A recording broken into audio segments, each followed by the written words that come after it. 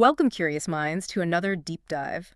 Today, we're uncorking a really fascinating and incredibly relevant topic, Mhm. how the ancient art of winemaking is meeting the cutting edge of technology. The global wine market, as you probably know, is facing some unprecedented Oh, shifts. absolutely. We're talking about the huge rise of natural wines, the very real impacts of climate change. Right, impacting vintages directly. Exactly. And just the astonishing speed of global e-commerce changing how wine even reaches us, it's complex. It really is. And to thrive, maybe even just survive in this environment, producers, distributors, retailers, Hmm. they desperately need not just information, but strategic information, precise insights. Okay. And this is where market intelligence, let's call it IM, and Yep. artificial intelligence, AI, they stop being optional extras. They become, crucial pillars for growth, for Yep. sustainability. So not just nice to haves. Not at all. Think of them as the new terroir of strategic planning. The new terroir. I like that. Yeah, where information shapes decisions just as profoundly as, say, soil and climate shape the grape itself. It's about cultivating knowledge, really, to cultivate success. That's a fantastic analogy. Let's unpack this new terroir then, starting with market intelligence.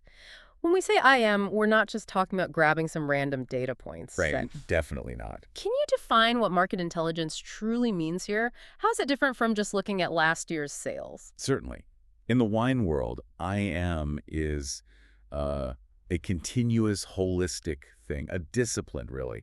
It's about orchestrating the systematic collection, the rigorous analysis, insightful interpretation, and then getting that information out dissemination to inform strategic decisions. Okay, continuous is key then. Absolutely. Yeah. It's much more dynamic than, say, a static market research report, which just gives you a snapshot in time. Right. And it goes way beyond traditional data analysis, which mostly just tells you what already happened. Well, looking backwards. Exactly. IM is profoundly proactive. It anticipates emerging trends, it tries to identify potential threats before they hit hard, and it can reveal hidden opportunities. Sometimes things competitors haven't even spotted yet. So it's like looking around the corner. Precisely. Around the bend, not just staring in the rearview mirror. Okay, so if IM is this compass for the whole wine value chain, guiding things from the vineyard right to, well, to your glass, Mm.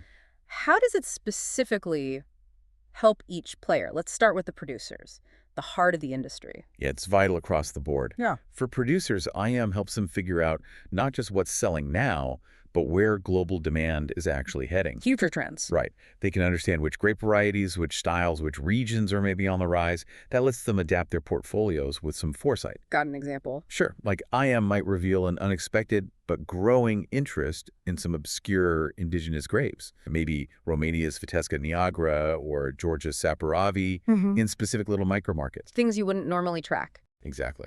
And this could encourage a small producer to, pivot their vineyard strategy years ahead of the competition, capture a new niche before it goes mainstream. Ah. It also helps optimize production for what consumers actually want, now identifying profitable niches for organic or biodynamic or maybe low-alcohol wines, helps them fine-tune what they offer. Makes sense. And for the distributors, the ones doing that intricate logistical dance to get the wine to us. For distributors, IM is indispensable for truly efficient supply chain management. It helps them spot logistical bottlenecks almost in real time, optimize transport routes, which can drastically cut costs and expand into new markets based on actual consumption data, on core export figures. Not just guesswork. Not just intuition, no. It means hyper-precise demand forecasting, minimizing losses from having too much stock or running out. Those are bad. Definitely. And retailers. For retailers, IM is key to putting together a really compelling selection. By analyzing real-time sales, customer preferences, seasonal trends, they can decide which labels to feature, personalize offers that really resonate with individual customers. Make it feel relevant to me. Exactly. And accurately forecast demand, making sure the right bottle is always there. It can even help design square layouts, guiding customers towards discovery. And what about the sommeliers, the frontline ambassadors, connecting with consumers? How does this new terroir of data help them? Oh, hugely. Sommeliers, they're the direct link to the consumer's palate, right? Right. So IM continuously enhances their market knowledge. It pushes them beyond just the classic wines to emerging trends, innovative producers, maybe even new regions they hadn't considered.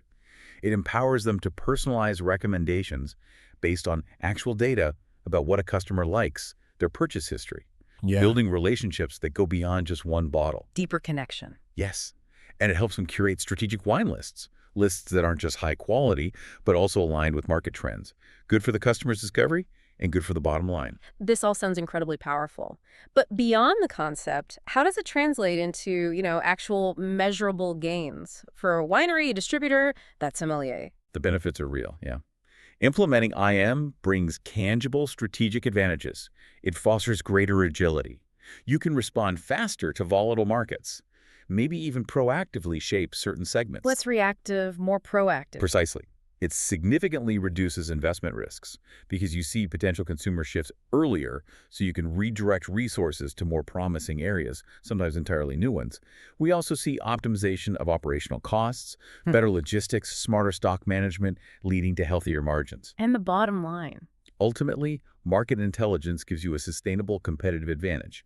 It helps businesses not just stand out, but actually lead in a market that's getting tougher and more dynamic all the time. It builds resilience. Okay, resilience. I like that.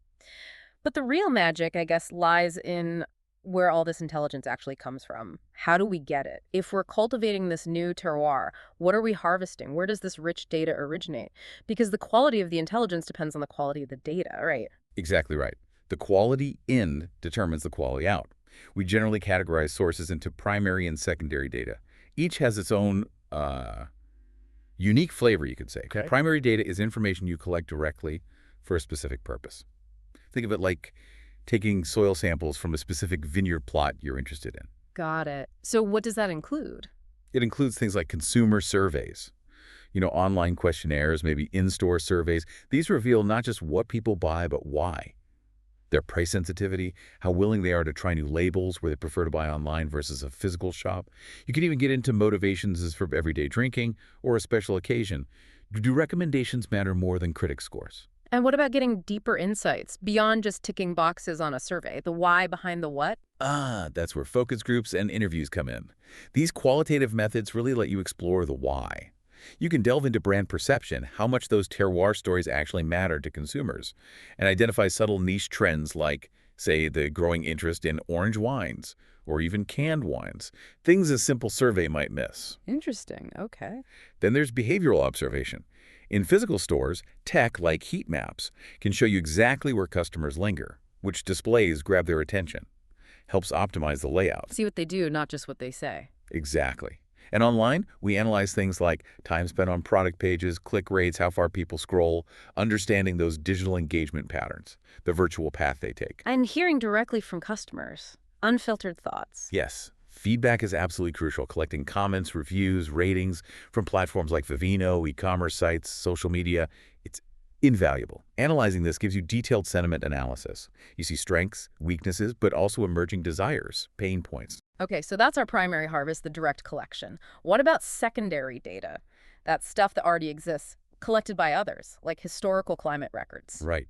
This forms a fundamental base, a rich historical archive, if you will. Market reports and industry studies from authoritative sources, think IWSR or OIV, give you deep dives into global regional markets, sales volumes, the competitive landscape, often broken down by wine type, like organic or natural. The big picture stuff. Yeah, macro level. Sales and import-export statistics also fit here. They help identify emerging markets, assess how competitive different countries are, monitor global price trends. Social media analysis is increasingly vital too. Monitoring platforms like Instagram, TikTok, it reveals trending conversations, hashtags. Like what? Oh, things like wine for vegan cheese pairing or sustainability in wine. Plus, real-time brand mentions how public sentiment is shifting.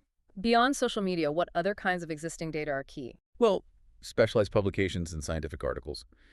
Reviews from respected critics like Decanter, Wine Spectator. This still carries weight. And rigorous academic research can offer really granular data sometimes. Right. Then there's association and regulatory data. Official sources like the OIV again, or maybe regional bodies like the CEE. They provide stats on global production, trade, crucial legislative changes. And the data closest to the wine's origin? Yes, absolutely crucial. Yeah. Geographic and climatic data. Geo-targeting can optimize marketing campaigns based on precise customer location. And historical and predictive climate data. Well, that's essential for understanding production impacts year to year, managing risks like frost or drought, and even for marketing that highlights unique vintage conditions. Wow, that's a lot of sources. It is. And the transformative point here is that modern tools like web scraping, APIs, sophisticated business intelligence platforms, advanced machine learning, these are essential now. They're what turn these vast amounts of raw data into actual actionable intelligence. Mm. They enable real-time dashboards, predictive modeling, insights that were just impossible to get manually before. Okay, so if data is the new terroir, then AI and machine learning, they sound like the powerful engines cultivating it, taking us beyond just understanding to actually anticipating, maybe even shaping the future. How exactly does this advanced tech push market intelligence forward? Well, AI, generally speaking, refers to systems doing tasks that normally need human intelligence, like complex problem solving or understanding subtle language nuances. Machine learning, or ML, is a part of AI where machines learn from data without being explicitly programmed for every single scenario. So they get smarter over time. Exactly. In the wine sector, AI doesn't just process information, it learns from it. It continuously refines its conclusions, its predictions, with every new piece of data it gets. What's the real value add then for a wine business? The true value lies in, well, a few things. Automating repetitive, time-consuming tasks is one. That frees up invaluable human time for more strategic, creative work. Makes sense. It also identifies incredibly complex patterns in massive, multi-layered data sets, things humans just couldn't spot. Like what kind of patterns? Maybe subtle links between specific microclimates, soil types, and the resulting flavor profiles of a vintage, or predicting shifts in consumer demand based on global economic indicators. Complex stuff. And importantly, AI generates precise, actionable insights.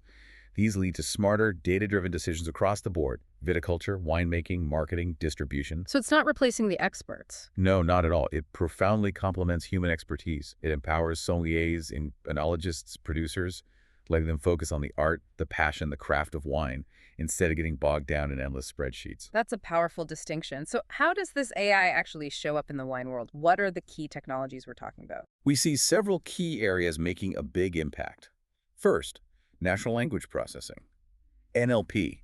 This is fundamental for analyzing human language and text, and as we said, wine reviews, social media, that's a goldmine of data. Right. Imagine analyzing thousands of consumer and critic reviews. NLP doesn't just pull out flavor words like cherry notes or soft tannins. It understands the nuance. Nuance. Yeah, like the Yeah. difference between surprisingly robust and just robust, or delicately aromatic. It can also perform deep sentiment analysis on brands, catching subtle shifts in public opinion, and spot emerging trends from online chats before they hit the mainstream media. So it's not just what people say, but how they say it, the feeling behind it. Powerful. What about what these systems can see?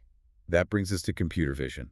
This lets computers see and interpret images and videos. How's that used in wine? Well, it can analyze images of labels and packaging for design effectiveness. Which visual elements actually grab attention? How does a bottle look on a crowded shelf? It can even monitor product presence and placement in physical stores. And, maybe more powerfully, drones equipped with computer vision can assess vine health in vineyards with incredible precision. Drones in the vineyard. Yeah. Detecting diseases or pests really early, pinpointing areas needing water, optimizing irrigation or fertilization leads to better grapes, less waste.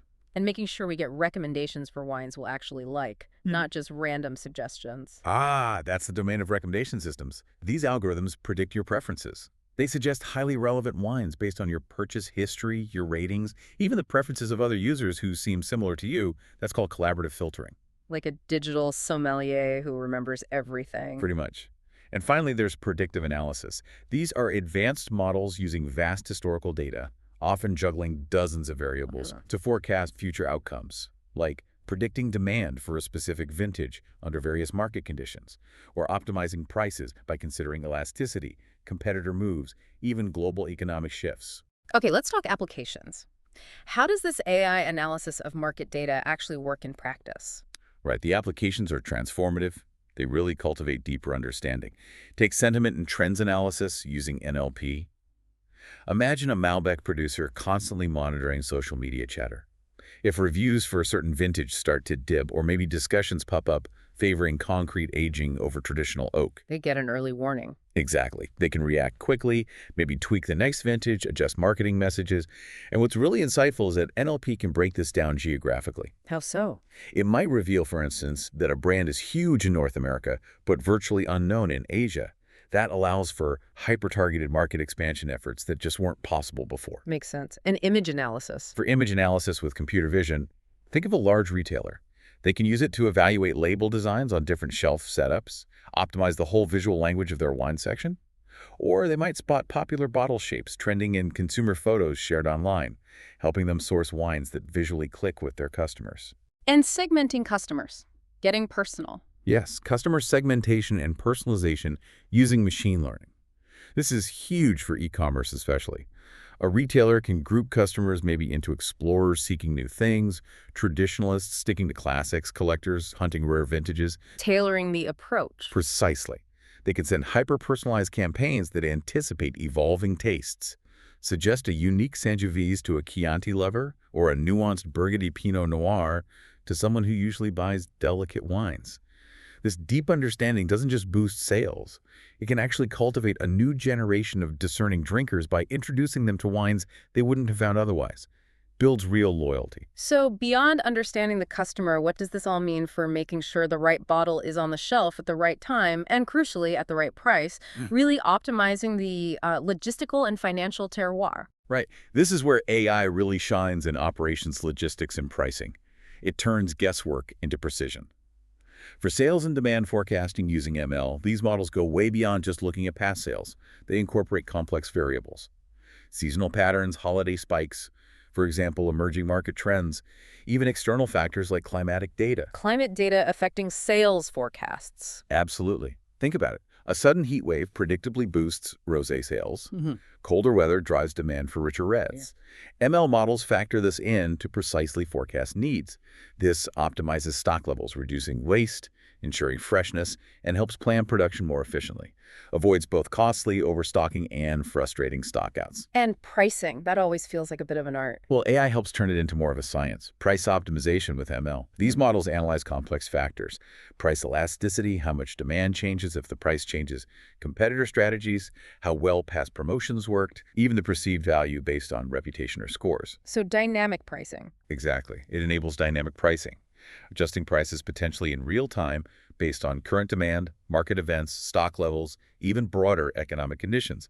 The goal is maximizing revenue and profit without alienating your customers. But how does all this tech actually enhance the experience of buying wine for you, the listener? How does it deepen your connection to that bottle in your hand? That's a really important point. How does AI enhance your personal wine journey? Make it more insightful, maybe more delightful? Personalized recommendation systems, powered by ML, are probably the most visible part. The "you might also like" section? Yes, but much smarter. These engines analyze your porch's history, your ratings, even the descriptive words you use like full-bodied or red fruit notes, and how you interact with the platform. Then they suggest new, relevant wines you're highly likely to enjoy. They help you uncover your next favorite bottle. How do they do that? They use sophisticated methods. Collaborative filtering is one that finds people with tastes similar to yours and sees what they liked. Content-based filtering is another that focuses on the specific characteristics of wines you already like. And where do we see these systems? Oh, broad applications, really transforming discovery. In e-commerce, they create those hyper-personalized virtual storefronts. Makes every visit feel curated just for you. For wine clubs, they customize monthly selections.